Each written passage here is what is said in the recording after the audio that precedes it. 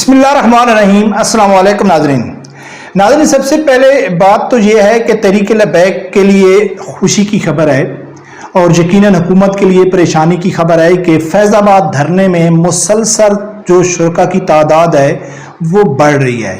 कल रात को मेरी भाई से बात हुई, आज सुबह भी मेरी बात हुई, तो वो कहता है कि भाई लोग ज़्यादा तादाद में इस धरने में शरीक हो रहे हैं। अच्छा, अंदाज़ा किससे लगाया जाता है कि अगर कोई तकरीर शुरू होती है या शाम के वक्त तो चलो लोग आ जाते हैं, फिर वो अपने कामों में चले जाते हैं। तो ये खबरें आ रही हैं, वो भाई कह रहा था कि जो खैमों की तादाद है वो मुसलसल बढ़ रही है, खैमे लग रहे हैं, खैमे बस्तियां आहिस्ता आहिस्ता बढ़ रही हैं। तो इससे ये बात वाज़ेह होती है कि जो लोग आ रहे हैं वो मुस्तकिल तौर पर वहां बैठने के लिए आ रहे हैं। किचन का अलग तरीके से बंदोबस्त किया गया है, खाने पीने की कोई प्रॉब्लम नहीं है, लोग गाड़ियों में आता है।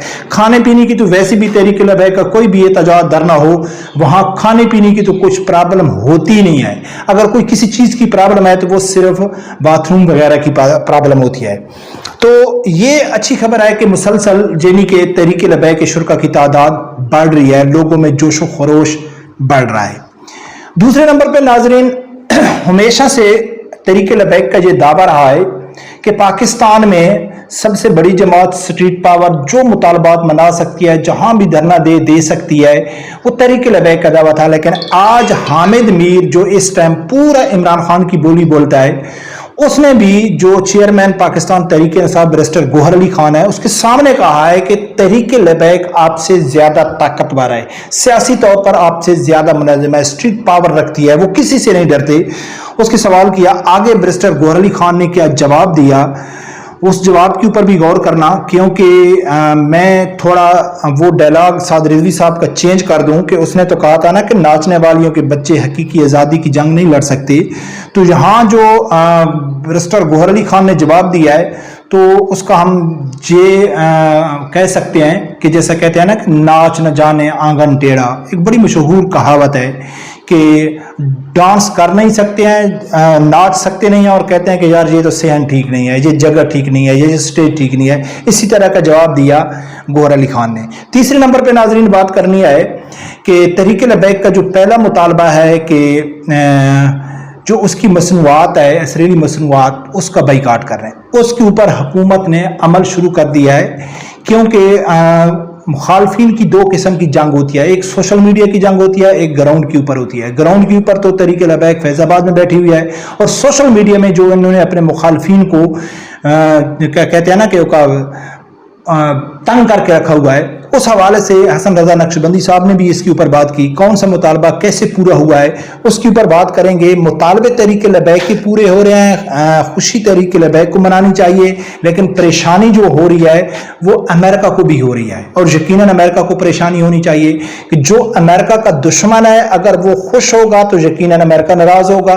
ठीक है ना, कि यार ये मेरा दुश्मन क्यों खुश है। अगर दुश्मन परेशान है तो यकीनन वो खुश होगा। तो तहरीक लबैक के जो मुतालबात हैं उसके ऊपर अमल करते हुए अमेरिका को क्यों तकलीफ हो रही है। नाजरीन, सबसे पहले बात करते हैं कि भाई जैसा कि मैंने बताया तादाद बढ़ रही है, इससे तो यकीनन तहरीक लबैक का हौसला बढ़ रहा है, कारकुनों के जज्बे बढ़ रहे हैं, जोश व खरोश बढ़ रहा है, और मुखालफिन के ऊपर ज्यादा प्रेशर हो रहा है। अब वो बयानात तारड़ हो गया, कल उसने राना सनाउल्लाह ने दिया था, अब ये डिस्कस मेन स्ट्रीम मीडिया के ऊपर शुरू हो चुकी है। तो यही सवाल किया है हामिद मीर ने, एक सवाल किया बैरिस्टर गौहर अली खान के ऊपर कि तहरीक लबैक की जो पावर है वो आपसे ज्यादा है। तो गौहर ने क्या जवाब दिया, ये वीडियो सुनो, फिर आगे जाके बात करते। ये बताएं कि आप तो कोर्ट से परमिशन लेने की कोशिश करते हैं कि आपको जलसे की इजाज़त मिल जाए, कोर्ट आपको इजाज़त देती है, एडमिनिस्ट्रेशन जो है वो आपकी इजाज़त कैंसिल कर देती है।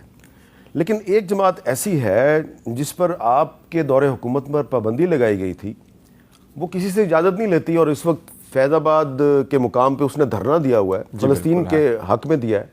लेकिन शायद इसलिए वो धरना देने में कामयाब हो गए हैं कि उनके पास स्ट्रीट पावर है। आपके पास वोट पावर है लेकिन स्ट्रीट पावर नज़र नहीं आ रही। नहीं, हमारे पास स्ट्रीट पावर भी है, वोट पावर भी है, दोनों हैं।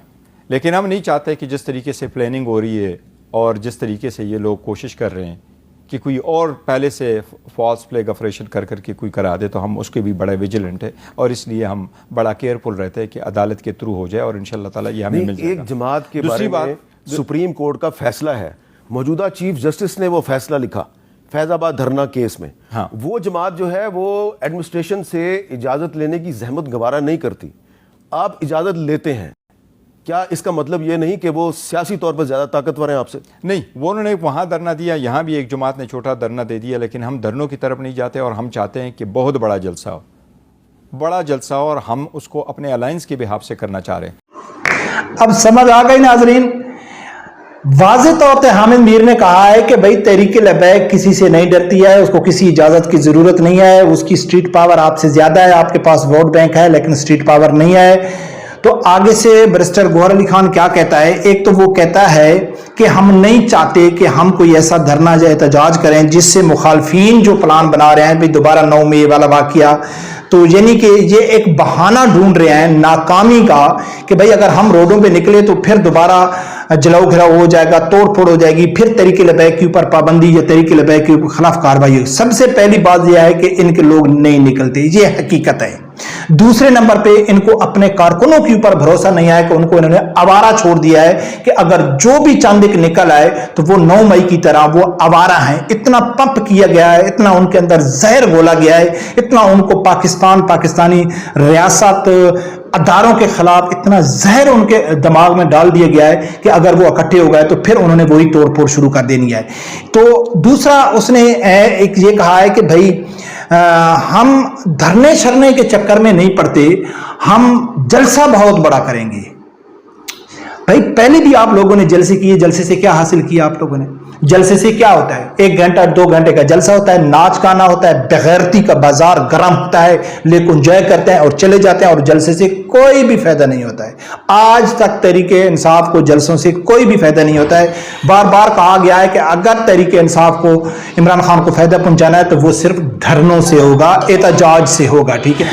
اب ناظرین دوسرا بات کرتے ہیں کہ جو تحریک لبیک کا پہلا مطالبہ تھا نا، اس مطالبے کے حوالے سے یہ تو ایک فنی ٹائپ ہے، جوک ٹائپ ہے، لیکن حسن رضا نقشبندی صاحب نے بھی کل دھرنے میں اس چیز کا اعلان کیا ہے کہ جو پی ٹی آئی کے اوپر پابندی لگنے کا فیصلہ کر لیا ہے حکومت نے، ایک تو یہ مقافات عمل ہے، اسے پی ٹی آئی نے پابندی لگائی تھی تحریک لبیک کے اوپر۔ یہی حامد میر نے بھی سوال کیا بیرسٹر گوہر خان کے اوپر پابندی کے حوالے سے، لیکن وہ شائیں بائیں کرتا رہا، اس نے جواب نہیں دیا۔